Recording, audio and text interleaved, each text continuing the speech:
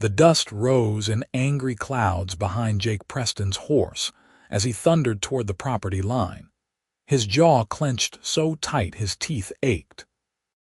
Someone had bought the old Henderson place, and whoever they were had just diverted the creek that ran between their lands, cutting off half his water supply during the driest summer Arizona Territory had seen in 1884. His cattle were already suffering, and if this continued, he would lose everything his father had built before succumbing to fever 3 years back. Jake had spent those years fighting tooth and nail to keep the ranch afloat, and he would be damned if some greedy newcomer would ruin him now. The house came into view, a modest wooden structure that looked freshly painted, with new shutters and a porch that appeared sturdy enough. Whoever had moved in had money, that much was clear, which only fueled Jake's anger. Rich folks from back east thinking they could waltz into Tucson and do whatever they pleased without regard for the people who had been working this land for decades. He dismounted with more force than necessary, his boots hitting the packed earth hard as he strode toward the front door. He raised his fist to pound on the wood, ready to unleash the fury that had been building during the entire ride over. But before his knuckles could connect, the door swung open, and every word he had prepared died in his throat. The woman standing before him was not what he had expected. Not even close. She was perhaps 22 or 23, with auburn hair that caught the afternoon sunlight and turned it into fire. Her eyes were the color of new grass after a rain, bright and clear, and currently widening in surprise at finding a dusty, angry cowboy on her doorstep. She wore a simple blue calico dress that somehow made her look both practical and beautiful, and there was a smudge of what looked like flour on her cheek that suggested she had been baking. "Can I help you?" she asked, and her voice was like cool water on a hot day, soft and clear with a hint of curiosity rather than fear. Jake opened his mouth, closed it, opened it again. He suddenly felt acutely aware of how he must look, covered in trail dust, his hair wild from riding hard, his expression probably thunderous. The speech he had rehearsed about property rights and neighborly conduct seemed to have fled his mind entirely. He started, then stopped. She tilted her head slightly, waiting, and he noticed a loose curl had escaped whatever pins were holding her hair up. "The creek," he finally managed, his voice coming out rougher than he intended. "You diverted the creek." Her brow furrowed in confusion, and she stepped out onto the porch, shading her eyes to look in the direction he had come from. "The creek? I have not touched any creek. I only arrived 4 days ago, and I have been working on the house and getting settled." Jake found his tongue, though it still felt thick in his mouth. "Someone built a dam upstream. Half the water that flows onto my property is gone. If it was not you, then who?" "I honestly do not know," she said, and there was genuine concern in her eyes now. "I purchased this property through a land agent in town. Mr. Henderson had already moved on to California before I arrived. I have barely explored beyond the immediate house and barn." "You are telling me you own this land but did not build a dam?" Jake asked, trying to hold onto his anger but finding it increasingly difficult when she was looking at him with such apparent sincerity. "I am telling you exactly that," she replied, and now there was a hint of steel in her voice that suggested she did not appreciate being called a liar. "I am Katherine Walsh, and I came here to start a new life after my father passed. I have no interest in making enemies of my neighbors or stealing their water. If there is a problem with the creek, perhaps we should investigate it together rather than standing here making accusations." The logic of her words cut through the last of his prepared anger. Jake felt heat rise in his face that had nothing to do with the Arizona sun. "Jake Preston," he said, removing his hat belatedly. "My ranch borders yours to the east, and I I apologize for coming in hot like this. I should have introduced myself properly before jumping to conclusions. Catherine's expression softened slightly, though wariness remained in her eyes. Apology accepted, Mr. Preston. These are hard times, and I imagine losing access to water would make anyone desperate. Why do you not water your horse at my well, and then we can ride out together to see what is happening with this creek? Something in Jake's chest tightened at her offer, at the grace with which she responded to his rudeness. That is kind of you, Miss Walsh. I would appreciate that. She smiled then, and it transformed her face from merely pretty to genuinely beautiful. Jake felt like he had been kicked by a mule. She disappeared briefly into the house and emerged with a wide-brimmed hat that she tied under her chin. Let me just saddle my horse. I will only be a moment. I can help with that, Jake offered, following her around to the small barn. Inside, he found a dappled gray mare that looked well-bred and well cared for. Katherine moved with confidence around the animal, clearly comfortable with horses, which raised her considerably in Jake's estimation. Too many city women came west expecting everything to be civilized, and then complained about the realities of frontier life. They worked in companionable silence, Jake checking his own horse's saddle while Katherine prepared her mare. Within minutes, they were mounted and heading toward the creek that marked the boundary between their properties. The afternoon sun beat down relentlessly, and Jake found himself acutely aware of Katherine riding beside him, the way she sat her horse with easy grace, the way she scanned the horizon with interest rather than fear. What brought you to Arizona territory? He asked, more to fill the silence than anything else. My father was a surveyor, Katherine replied.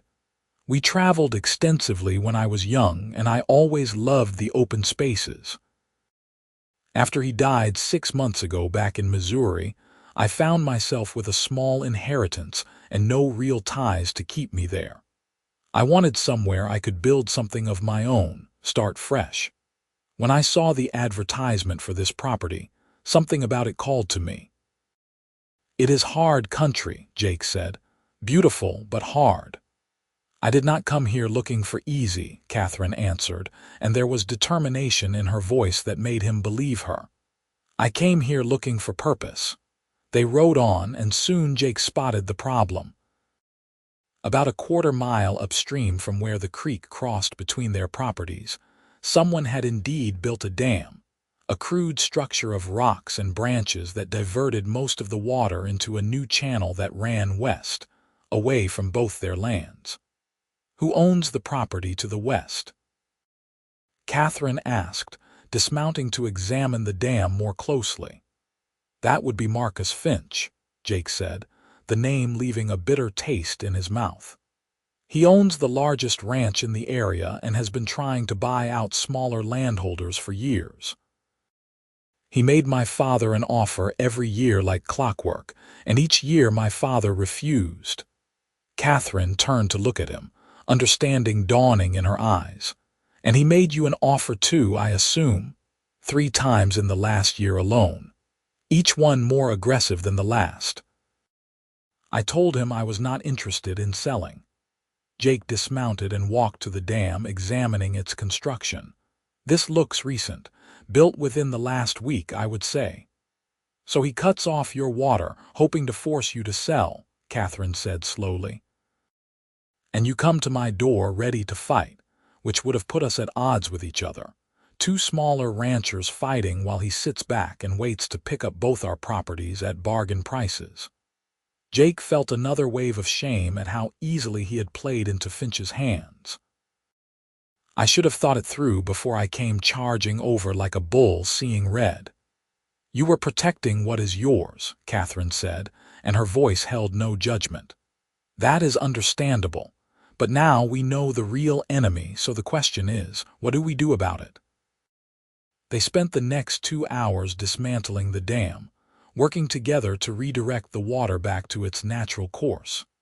It was hot, hard work, and by the time they finished, they were both soaked and muddy.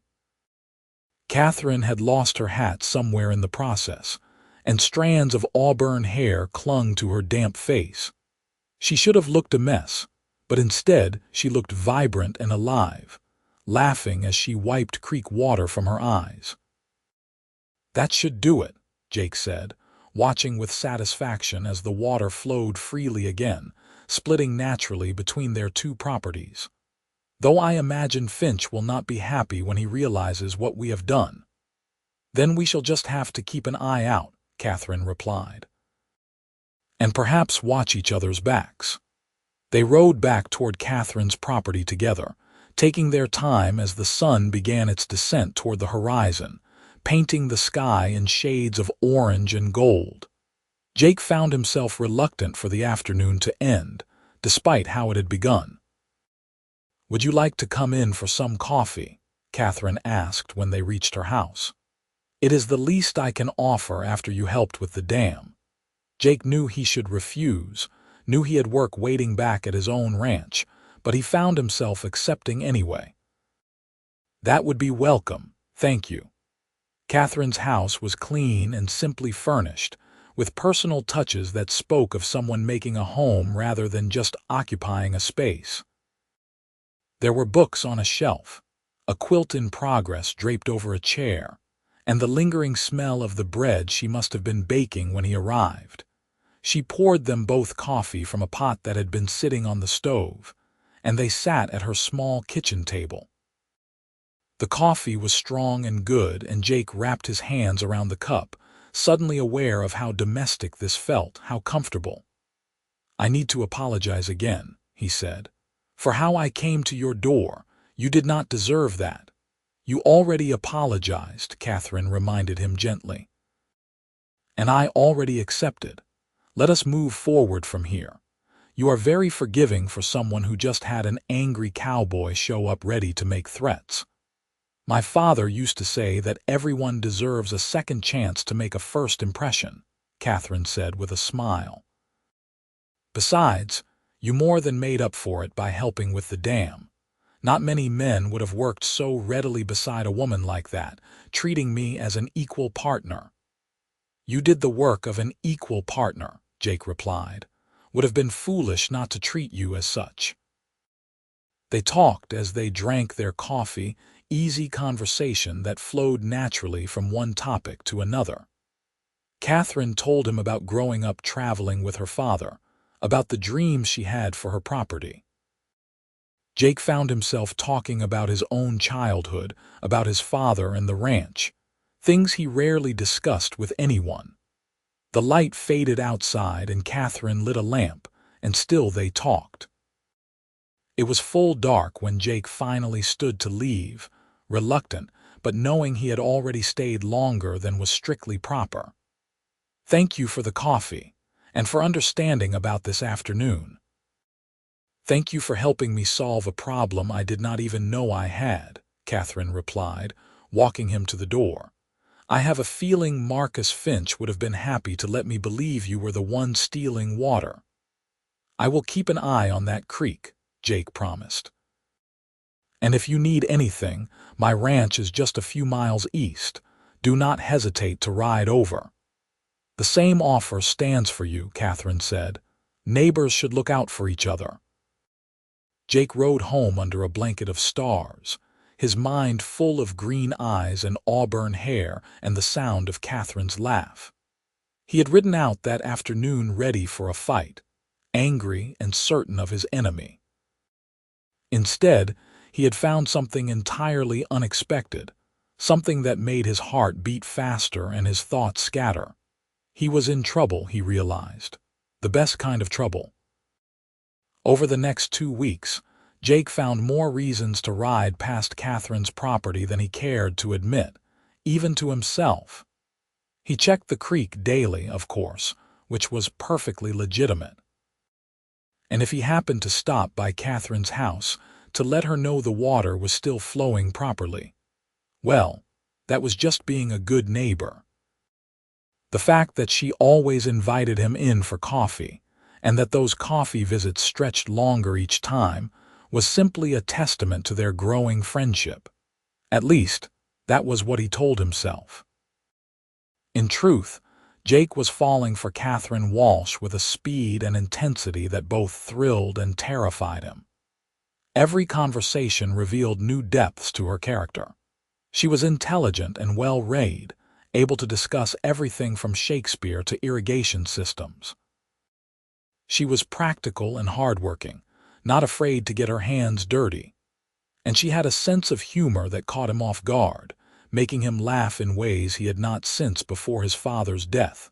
For her part, Katherine seemed to enjoy his company as well. She always smiled when he rode up, and there was a warmth in her eyes that made him hope he was not alone in his growing feelings. But he held back from saying anything, afraid of rushing things, afraid of misreading the situation.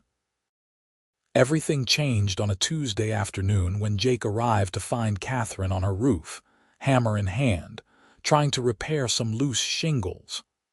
"What in God's name are you doing up there?" he called up, his heart in his throat at seeing her balanced so precariously. "Fixing my roof," Katherine called back. "One of the corners was leaking during the last rain." "Get down from there before you break your neck," Jake said, dismounting quickly. "I will fix it." "I am perfectly capable of fixing my own roof," Katherine replied, but even as she spoke, her foot slipped slightly, and she had to grab the ridge to steady herself. Jake's blood ran cold. "Katherine, please, just come down and let me do this. I will feel a lot better with you safely on the ground." She must have heard the genuine worry in his voice because she sighed and carefully made her way to the ladder. Jake held it steady as she climbed down, only breathing properly again once her feet were on solid ground. "You are worse than my father used to be," Katherine said, but there was affection rather than annoyance in her tone. "Your father clearly had good sense," Jake replied. He took the hammer from her hand and climbed up to examine the damage. The repair was simple enough, and he had it finished within 20 minutes. When he climbed back down, he found Katherine had brought out a pitcher of lemonade and 2 glasses. They sat on her porch steps, drinking the tart, sweet liquid and watching the shadows lengthen across the land. It was peaceful, domestic, and Jake felt that familiar pull in his chest, the one that told him he was already in too deep to pull back now. "Can I ask you something?" Katherine said suddenly. "Of course. Why have you not married? You are clearly responsible, hardworking, and kind." "Most men your age are already settled with families." Jake was quiet for a moment, choosing his words carefully. "I suppose I never met anyone who made me want to change my life. The ranch has always come first. And after my father died, I was so focused on keeping things together that I did not have time to think about courting." He paused, then added, "Until recently." Katherine turned to look at him, and something in her gaze made his pulse quicken. "Until recently." This was it, the moment to either speak his heart or let it pass.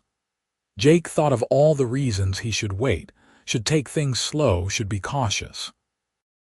Then he thought of Katherine on that roof, of how his heart had stopped at the thought of her being hurt, of how empty his life had felt before she answered her door 2 weeks ago.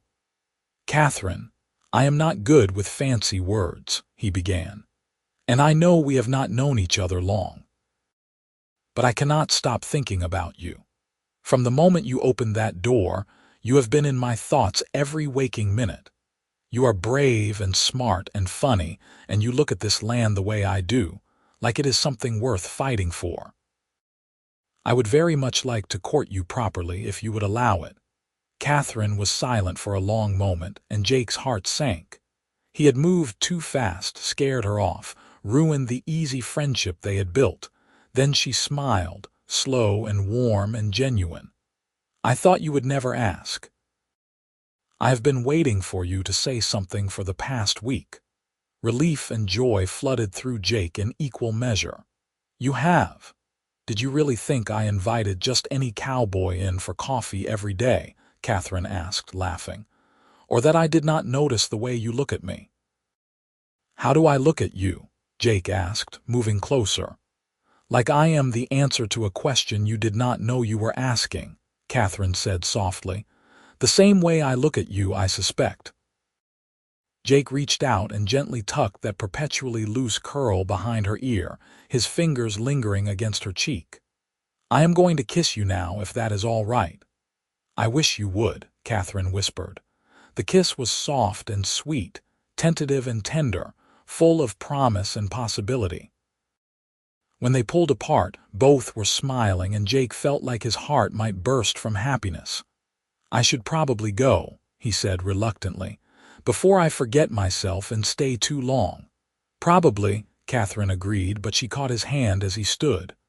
"Jake, I am glad you rode over here that first day, even if you were angry." "So am I," Jake said. "Best mistake I ever made." The courtship that followed was everything a proper courtship should be, despite the challenges of frontier life. Jake made sure to visit Katherine every day, sometimes helping with work around her property, sometimes just sitting and talking for hours. They rode out together to explore the surrounding land, and Katherine proved herself an excellent horsewoman. They attended church together on Sundays in Tucson, and Jake felt a fierce pride when he introduced her around town as his girl. Not everything was perfect, of course. Marcus Finch proved himself to be as troublesome as Jake had feared.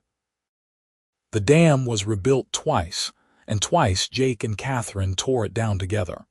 Finch's men started driving cattle across Katherine's unfenced land, trampling her kitchen garden.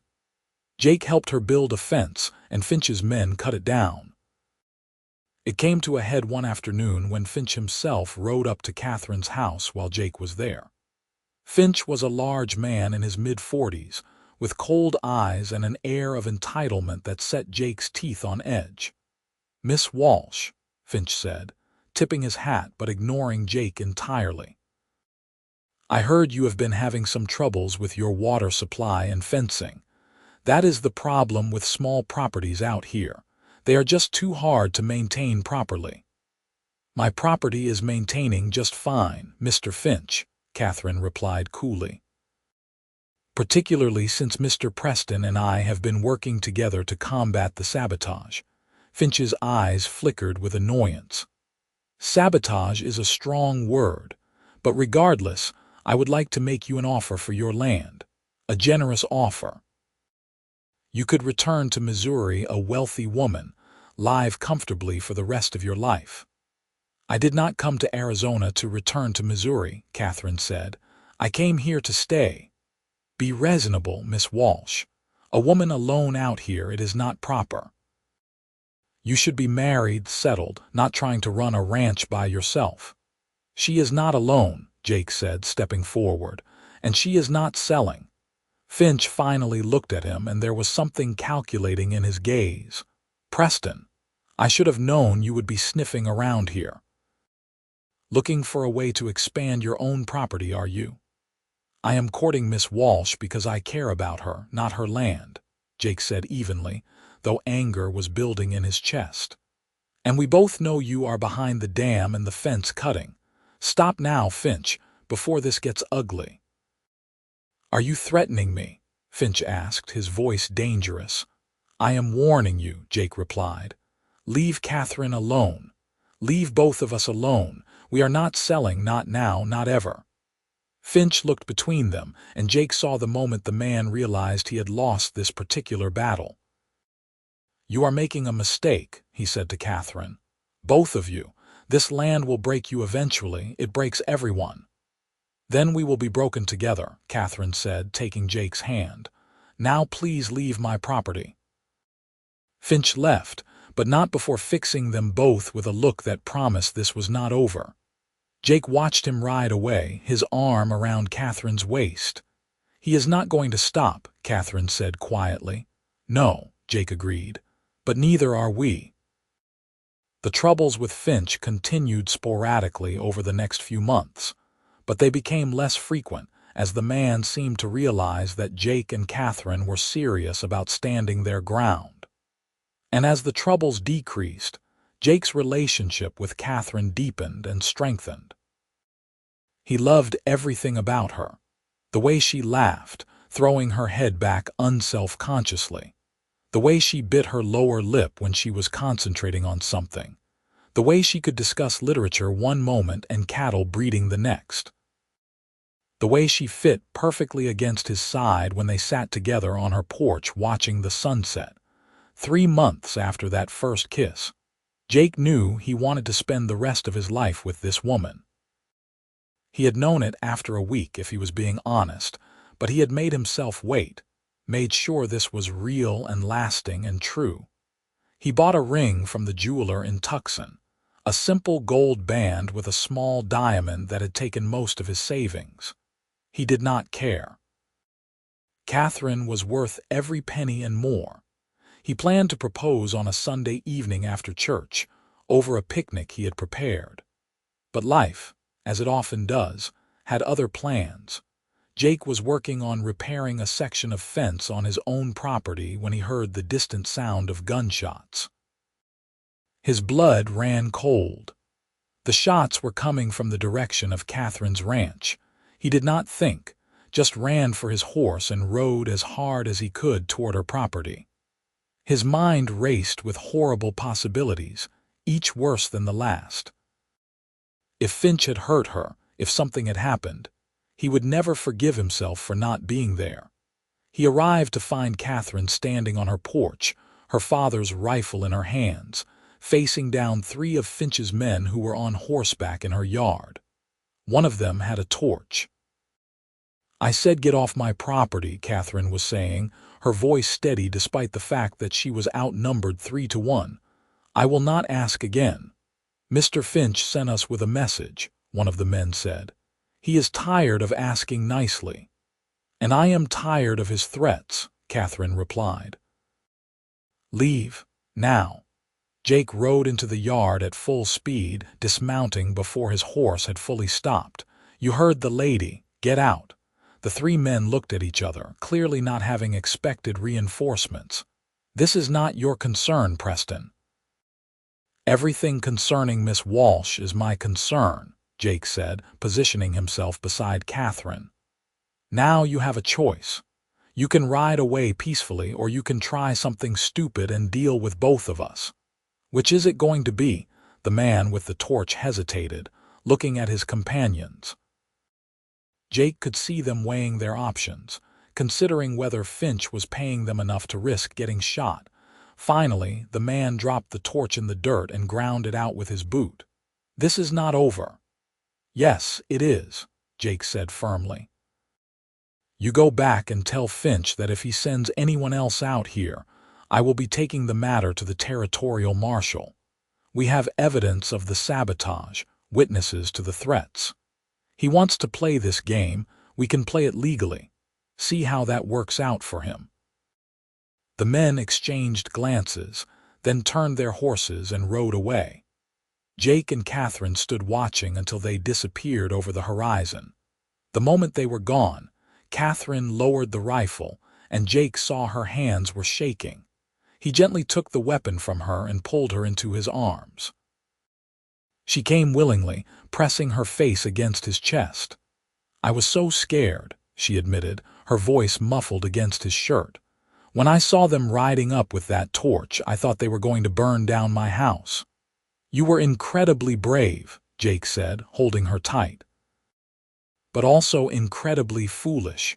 Katherine, you could have been hurt." "I was not going to let them intimidate me," she said, pulling back to look at him. There were tears on her cheeks, but her jaw was set stubbornly. "I was not going to run." "I know," Jake said, wiping away her tears with his thumbs. "That is one of the many reasons I love you." The words were out before he could stop them, unplanned and unpolished but absolutely true. Katherine's eyes widened. "You love me." "Of course I love you," Jake said. "I have loved you since the day you opened that door and I forgot how to speak. I love your strength and your courage and your stubbornness. I love how you look at this land like it is worth fighting for. I love how you make me laugh and how you challenge me and how you fit perfectly against my side. I love everything about you, Katherine Walsh." Fresh tears spilled down Catherine's cheeks, but she was smiling. "I love you too. I think I started falling for you when you climbed up on my roof to fix my shingles, and I have been falling ever since." Jake kissed her then, pouring all his fear and relief and love into it. When they finally pulled apart, both were breathing hard. "Marry me," Jake said. It was not how he had planned to propose, without the ring that was sitting in his saddlebag back at his ranch, without the romantic picnic and prepared speech. But standing there in Catherine's yard, with the smell of smoke from the extinguished torch still in the air, it felt right. "Marry me, Katherine. Let me stand beside you for the rest of our lives. Let me protect you and provide for you and love you every single day." "Yes," Katherine said without hesitation. "Yes, I will marry you." They were married 3 weeks later in the small church in Tucson. Katherine wore a dress of pale blue silk that she had ordered from a catalog, and Jake wore his best suit. The ceremony was simple but beautiful, attended by the few friends they had made in town and some of Jake's ranch hands.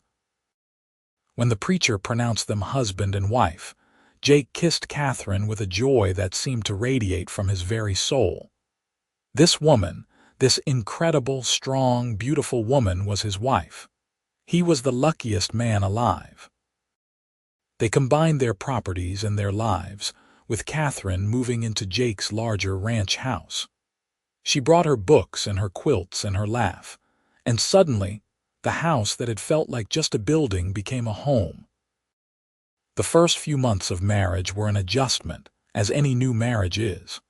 They learned each other's habits and quirks, the small irritations and the deeper compatibilities. Katherine was a morning person who woke with the sun, while Jake tended to stay up later at night. Katherine liked things organized and tidy, while Jake was more haphazard. But they compromised and adjusted and always came back to the fundamental truth that they loved each other. The physical side of their marriage was a revelation for both of them.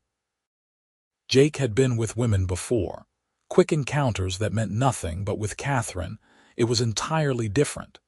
It was intimate and tender and passionate all at once. Learning her body, what made her sigh or gasp or cling to him desperately, became his favorite occupation. And Katherine, who had come to their marriage bed innocent but eager, was an enthusiastic student. They worked the ranch together, Katherine proving herself as capable with cattle as she was with everything else. They expanded slowly, carefully, building their herd and their savings. Katherine started a vegetable garden and kept chickens, selling eggs in town for extra money. Jake built her a larger barn and repaired the old Henderson house so they could rent it out to a ranch hand and his family. Marcus Finch left them alone after the wedding, perhaps finally realizing that they were not going to be intimidated or bought out. His own fortune seemed to decline after that, as other small ranchers banded together to resist his expansion attempts. 2 years after Jake and Katherine's wedding, Finch sold his ranch and moved to California, and there was a collective sigh of relief throughout the area. Life was not always easy. There were droughts and hard winters, cattle that got sick and prices that fluctuated. There were arguments and disagreements, times when they went to bed angry and had to learn to apologize in the morning. But through it all, their love remained constant, a bedrock foundation that everything else was built upon. Katherine discovered she was pregnant in the spring of 1886, almost 2 years after their wedding. She told Jake one evening while they were sitting on the porch, watching the sunset paint the sky in shades of pink and gold. "I have something to tell you," she said, taking his hand. "What is it?"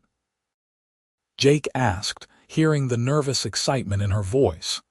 "I am going to have a baby," Katherine said, and her smile was radiant. We are going to have a baby." Jake felt like his heart might explode with joy. He pulled Katherine into his arms, holding her carefully as if she might break. "Are you sure?" "The doctor in town confirmed it this morning," Katherine said. "He thinks the baby will come in late autumn." "A baby," Jake said, the reality of it sinking in. They were going to be parents. He was going to be a father. "Katherine, I do not even have words." "I know," Katherine said, laughing and crying at the same time. "I have been walking around in a daze all day." That night, Jake lay awake long after Katherine had fallen asleep, his hand resting gently on her still flat stomach. He thought about his own father, about the lessons he had learned and the kind of man he wanted to be for his own child. He would love this baby fiercely, he vowed. He would protect them and provide for them and teach them to be strong and kind. He would make sure they knew, every single day, that they were wanted and loved. The pregnancy was not easy for Katherine. She suffered from terrible morning sickness in the early months, and Jake learned to make ginger tea and keep crackers by the bedside. As summer arrived and the heat intensified, she struggled with swollen ankles and exhaustion. Jake took over more of the physical work, insisting that Katherine rest, which led to some of their more memorable arguments. "I am pregnant, not an invalid," Katherine said heatedly one afternoon when Jake suggested she stay inside rather than helping with the fence repair. "I know that," Jake replied, trying to be patient.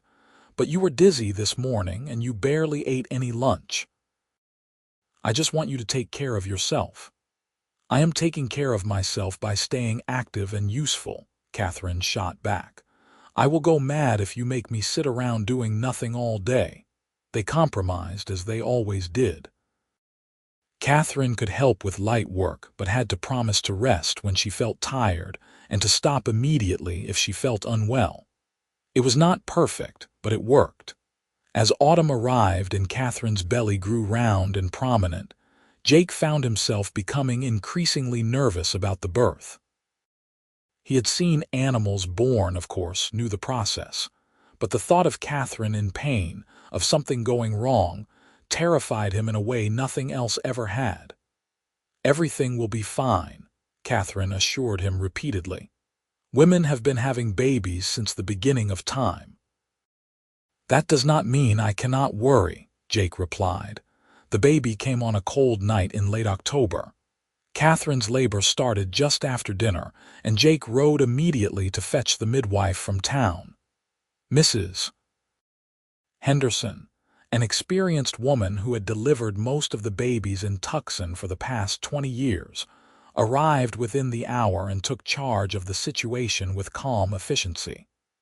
"You can stay if you want," Mrs. Henderson told Jake. "Some men prefer to wait outside, but it is up to you." "I am staying," Jake said firmly, taking Katherine's hand.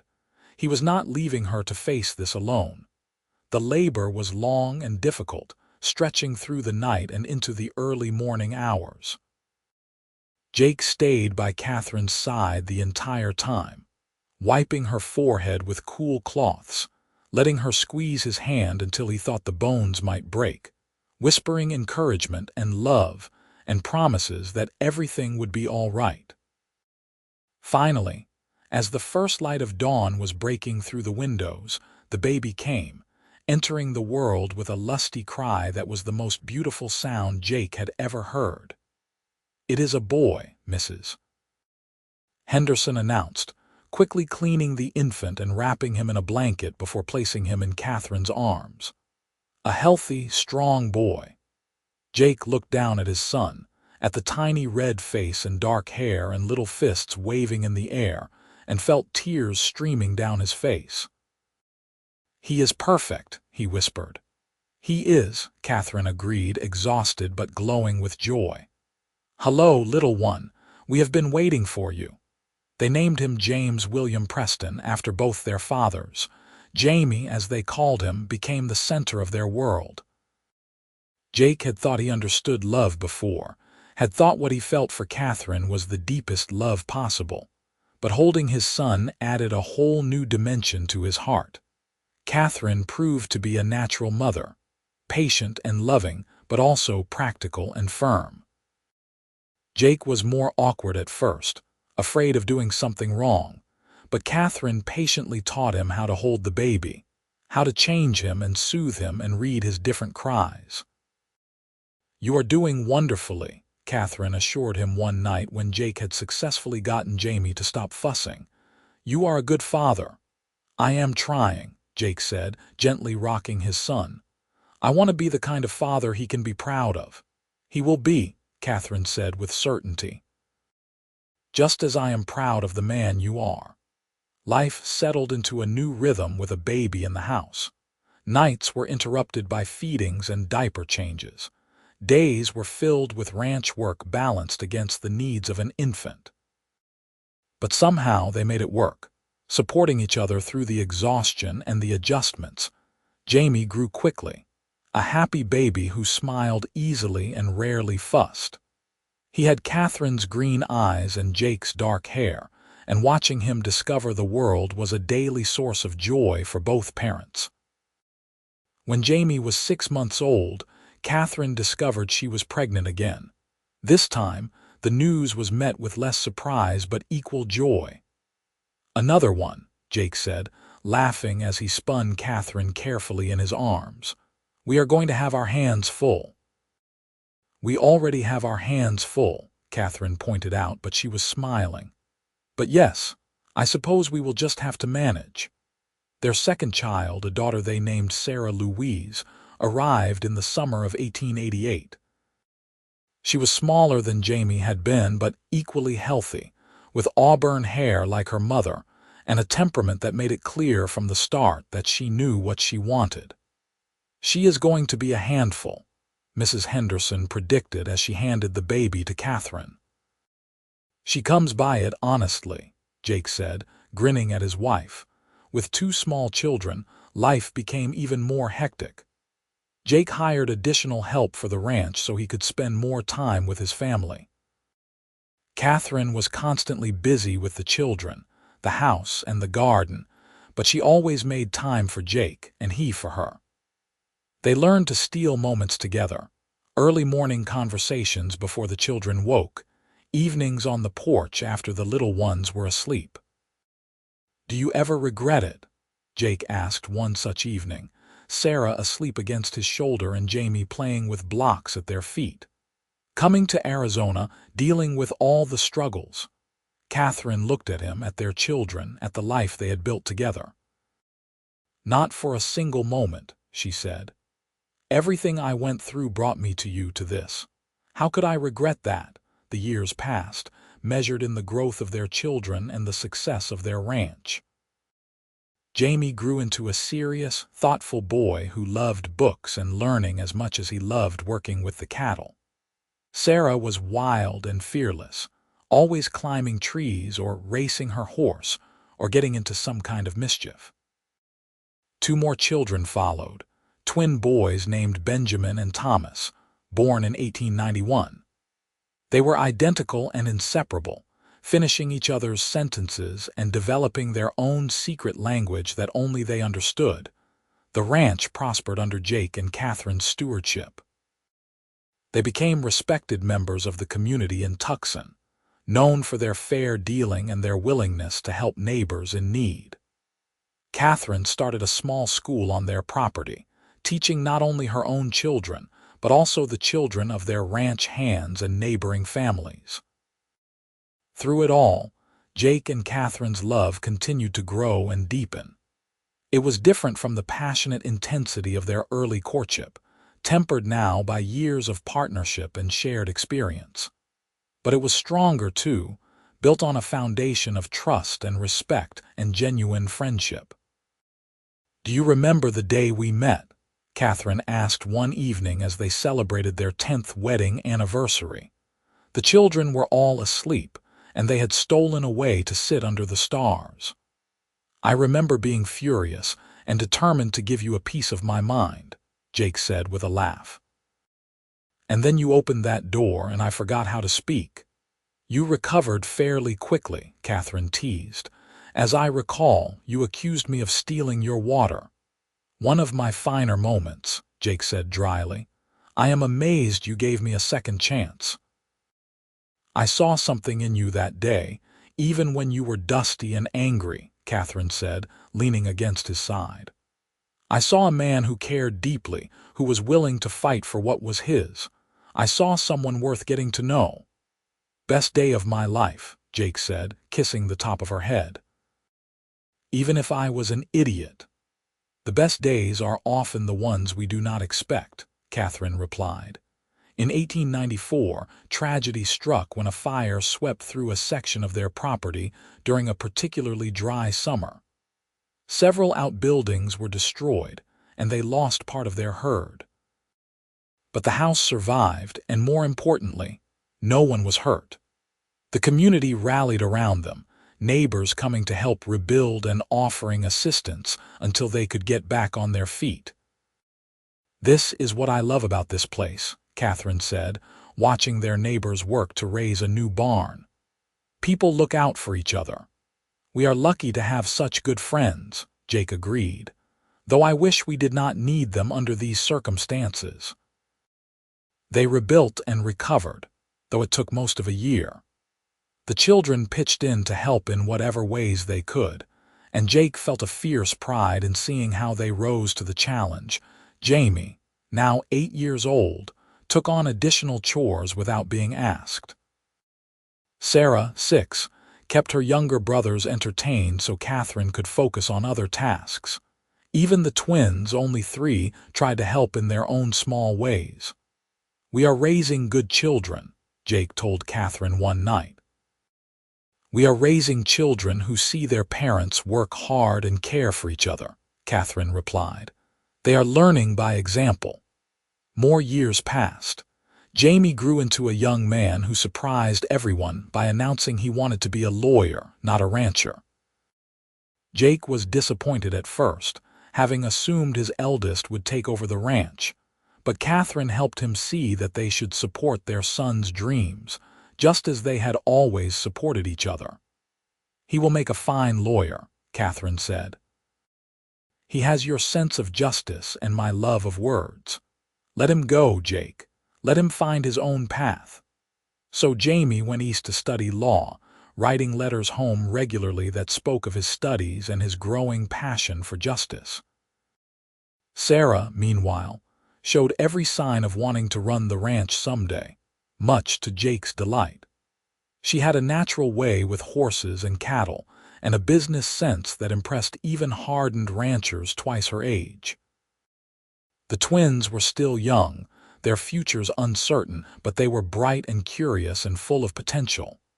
In 1899, as the century drew to a close, Jake and Katherine celebrated their 15th wedding anniversary.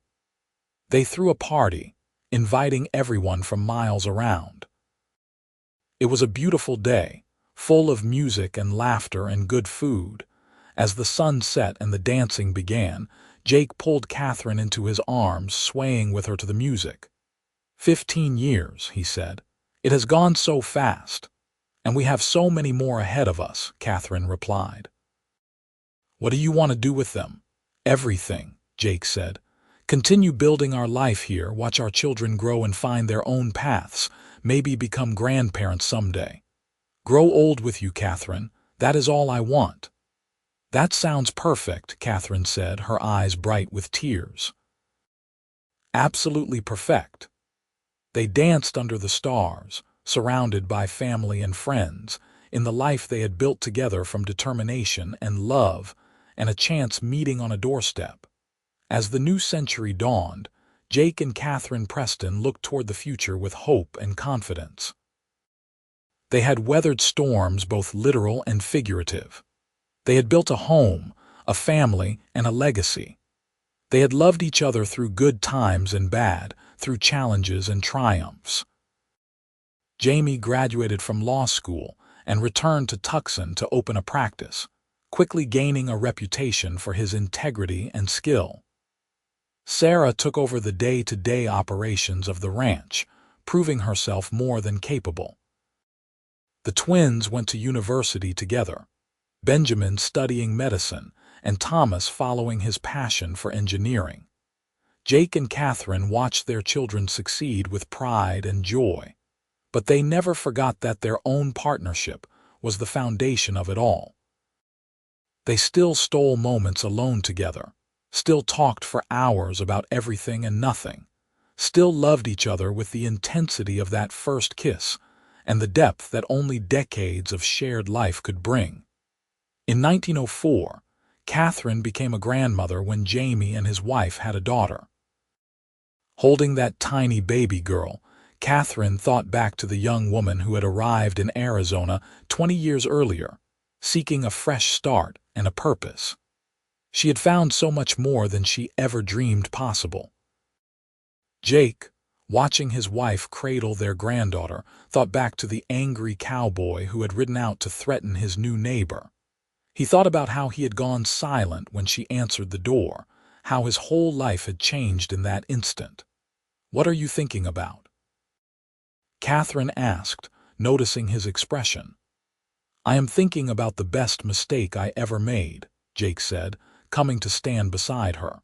"Riding over to your place that day, ready to fight. If I had stopped to think, had been more rational, who knows if we ever would have met properly." "We would have found each other somehow," Katherine said with certainty. "Some things are just meant to be." "You think so?" Jake asked. "I know so," Katherine replied. "We were meant to find each other, Jake Preston. We were meant to build this life together." "I have never doubted that for a moment." Jake kissed her then, gently, mindful of the baby in her arms but unable to resist. After 20 years of marriage, kissing his wife still felt like coming home.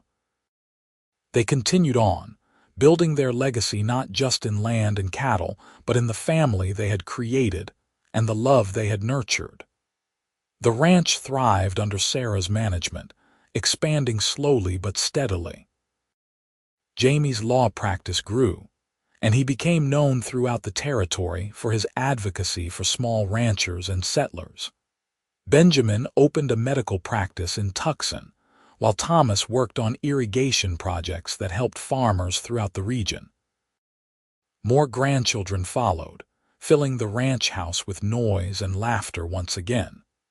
Jake and Katherine delighted in spoiling them, telling them stories of the old days and teaching them the values that had guided their own lives. In 1909, Arizona Territory was moving toward statehood, and Jake and Katherine attended meetings and rallies, excited about the future.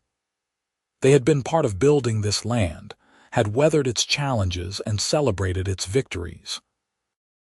To see it become a state felt like a culmination of everything they had worked for. "We have been part of something important," Katherine said one evening as they discussed the statehood movement. "We helped settle this territory, built homes and communities. Our children and grandchildren will be citizens of the state of Arizona. Our grandchildren will never know what it was like in the beginning," Jake said. "How wild it was, how hard. But they will know the stories," Katherine replied.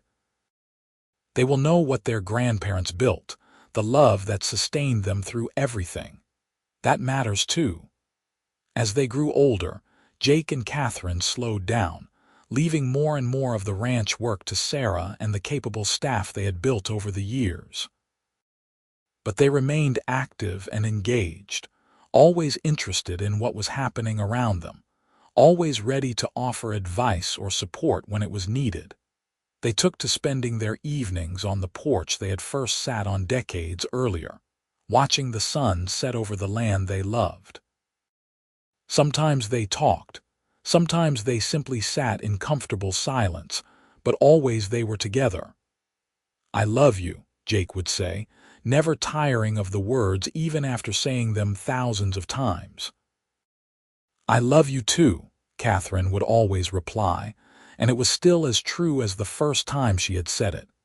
In 1912, Arizona achieved statehood, and Jake and Katherine were there for the celebration, surrounded by their children and grandchildren. It felt like a new beginning, even as they were entering the twilight of their own lives. That evening, as they returned home to the ranch, Jake helped Katherine down from the wagon and they stood looking at their land, bathed in moonlight.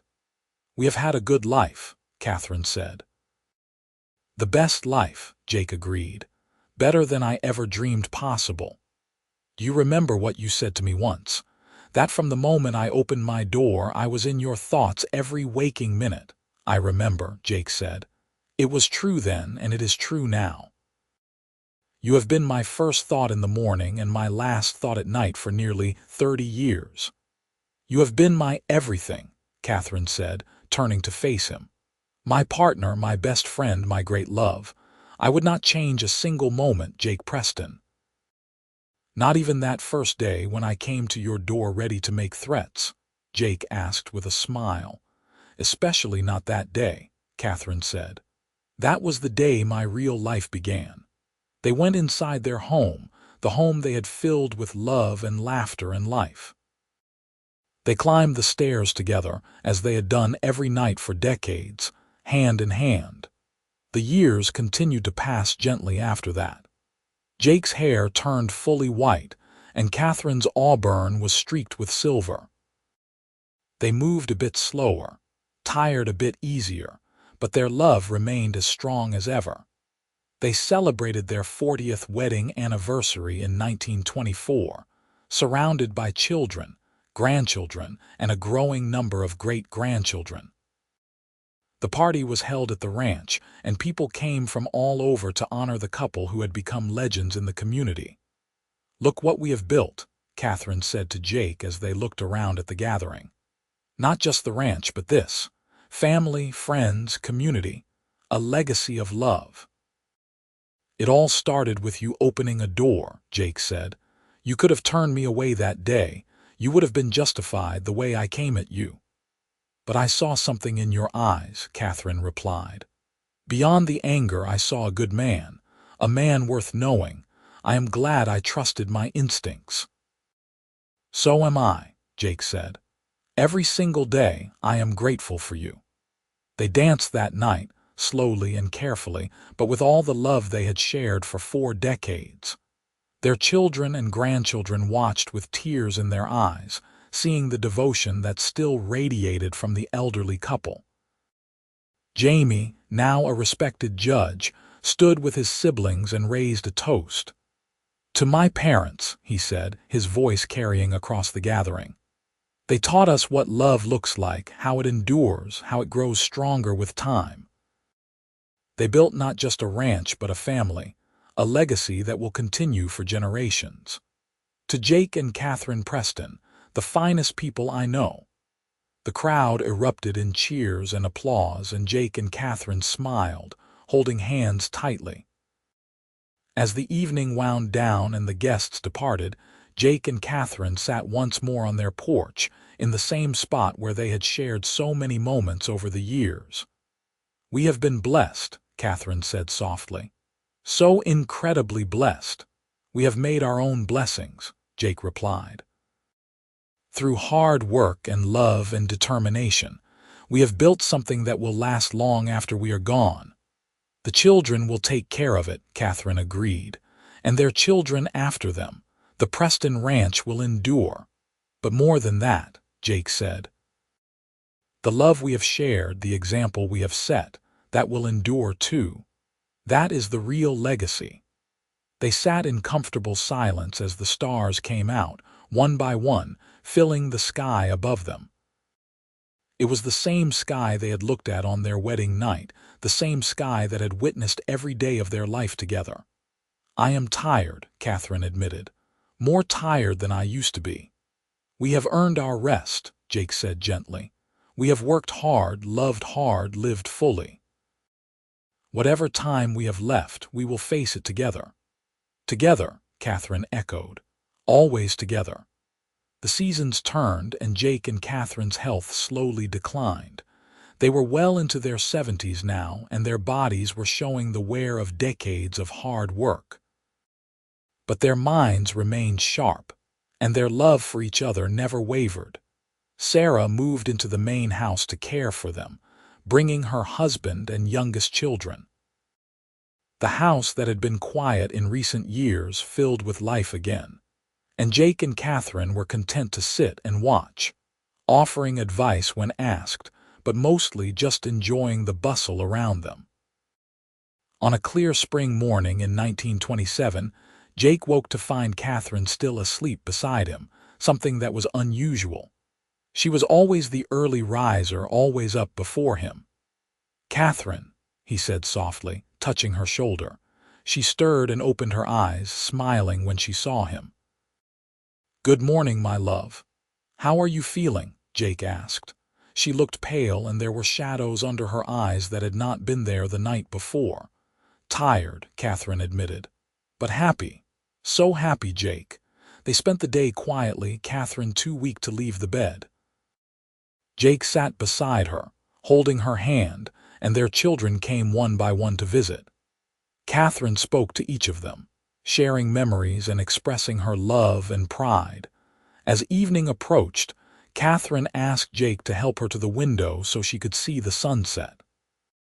He lifted her carefully, his own body protesting but his heart determined. They stood together at the window, his arms around her, watching the sky turn brilliant shades of orange and gold. "It is beautiful," Katherine whispered. "Just like that first sunset we watched together." "You are beautiful," Jake said, his voice thick with emotion. "You have been beautiful every day of our life together." "I love you, Jake Preston," Katherine said. "Thank you for 43 years of the most wonderful life I could have imagined." "I love you, Katherine Preston," Jake replied. "Thank you for opening your door that day. Thank you for seeing past my anger to the man beneath. Thank you for every moment we have shared." Katherine leaned back against him, and together they watched the sun slip below the horizon. As the last light faded from the sky, Katherine took a soft breath and went still in Jake's arms. "No," Jake whispered, but he knew. He had always known he would lose her someday, had dreaded this moment from the instant he first loved her. "Not yet. Please, not yet." But she was gone, peaceful and quiet, held in the arms of the man who had loved her for more than 4 decades. Jake held her for a long time, tears streaming down his face, before finally calling for their children. They buried Katherine on a hill overlooking the ranch, under a cottonwood tree where she had loved to sit. The funeral was attended by hundreds, testament to the impact she had made on everyone who knew her. Person after person spoke of her kindness, her strength, her wisdom. Jake stood at the grave after everyone else had left, looking at the headstone that bore her name and the dates of her too short life. "I do not know how to do this without you," he said aloud. "I do not know how to wake up in a world where you do not exist. But I will try, because that is what you would want. I will try to keep living, keep loving, keep being the man you believed I was." The months that followed were the hardest of Jake's life. He had faced droughts and fires, financial hardships and threats from hostile men, but nothing had prepared him for the absence of Katherine. The house felt empty without her laugh.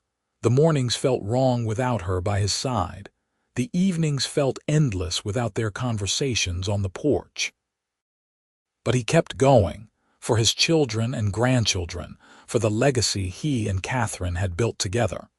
He told stories about her, keeping her memory alive for the younger generation who had barely known her. He tended her grave, bringing fresh flowers every week. And every evening he sat on the porch and talked to her as if she were still there, telling her about his day, sharing his thoughts, expressing his love. "The ranch is doing well," he would say. "Sarah is managing everything beautifully. Jamie won a big case in court last week, defending a family of homesteaders. He made you proud. The twins are talking about going into business together, something about improved irrigation systems. And the grandchildren, Katherine, you should see them. They are growing up so fast, and so many of them remind me of you." Jake lived for another 2 years after Katherine's death, long enough to see Arizona fully established as a state, long enough to see his family continue to grow and thrive. But he was never the same without her. It was as if half his soul had died with her, and he was just waiting until they could be reunited. On a warm evening in the summer of 1929, Jake sat on the porch one last time. He looked at the land he had loved, the home he had built, the life he and Katherine had created together. He thought about that day 45 years earlier when he had ridden out to threaten his new neighbor, ready for a fight, only to have his whole world change when she opened the door. "I am coming, Katherine," he said softly to the evening air. "Wait for me, my love. I am coming home to you." Sarah found him the next morning, peaceful in his chair on the porch, a slight smile on his face. She wept, but she also understood. Her father had never recovered from losing her mother. Now they would be together again, and that brought comfort even in grief. They buried Jake beside Katherine under the cottonwood tree, their headstones side by side, just as they had always been in life. The inscription on Jake's stone read, "Beloved husband, father, and friend." But his children also had their mother's stone updated with a new line beneath her original inscription, "Together forever." The Preston ranch continued to flourish under the care of their descendants. The story of Jake and Katherine became legend in the family, told and retold to each new generation. The tale of how they met, how Jake had come to threaten her and instead fallen instantly in love, became a favorite story for children and grandchildren alike. Years passed, decades passed, and the world changed in ways Jake and Katherine never could have imagined. But on that hill overlooking the ranch under the cottonwood tree, two headstones stood as testament to a love that had endured everything life could throw at it. Their great-great-grandchildren would visit the graves sometimes, reading the names and dates, trying to imagine the people who lay beneath the earth. They would hear the stories of how it all began, of an angry cowboy who rode out to confront a thief and instead found the love of his life. They would learn about the challenges their ancestors faced, the life they built together, the legacy they left behind. And sometimes, on quiet evenings when the wind blew just right, locals swore they could see two figures sitting on the porch of the old ranch house, holding hands and watching the sunset together, still in love after all these years, proof that some bonds are too strong even for death to break. The Preston Ranch remains in the family to this day, now in its 6th generation of ownership. The land has been subdivided over the years, parts sold off to accommodate growing families and changing times, but the heart of it remains. The main ranch house still stands, carefully maintained and updated while preserving its historical character. The cottonwood tree on the hill has grown massive with age, its branches spreading wide to shade the graves beneath. Every year on their wedding anniversary, the family gathers at those graves to remember and celebrate. They bring flowers and share stories, making sure that the youngest members of the family understand where they came from, the love that started it all, the determination and partnership that built their legacy. Because Jake and Katherine Preston did not just build a ranch. They built a family founded on love and respect and partnership. They built a legacy that extended far beyond land and cattle and money.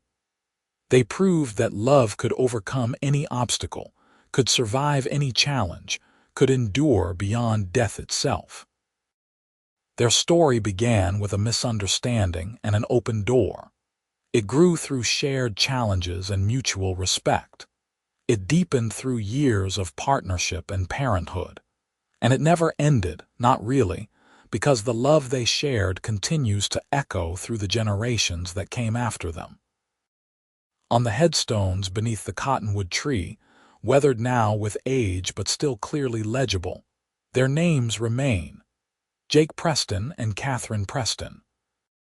The dates of their births and deaths are carved below, but more important are the words that capture the essence of their life together. Two hearts, one love, forever united. And that, in the end, is the true story of the cowboy who rode out to threaten his new neighbor and went silent when she answered the door. It is a story of instant attraction and enduring love, of challenges overcome and dreams achieved, of a partnership that built something lasting and meaningful. It is a story that began in anger and ended in eternal love, a reminder that sometimes the best things in life come from the most unexpected moments. The Wild West was a hard place, unforgiving and often brutal. But it was also a place where people could build new lives, where determination and hard work could carve out a future, where love could flourish even in the harshest conditions. Jake and Katherine Preston were proof of that. Their love story a testament to the power of opening your heart even when circumstances suggest you should close it, of seeing the person behind the anger, of taking a chance on something that feels right even when logic says it should not. And somewhere, perhaps in whatever comes after this life, Jake and Katherine Preston are together still holding hands, still watching sunsets, still in love after more than a century. Because some loves are not bound by time or space or even death. Some loves are eternal, written in the stars and carved into the very earth itself. Their story is over, but their legacy lives on, in the land they worked, in the family they created, in the love they shared. And that is the greatest happy ending of all.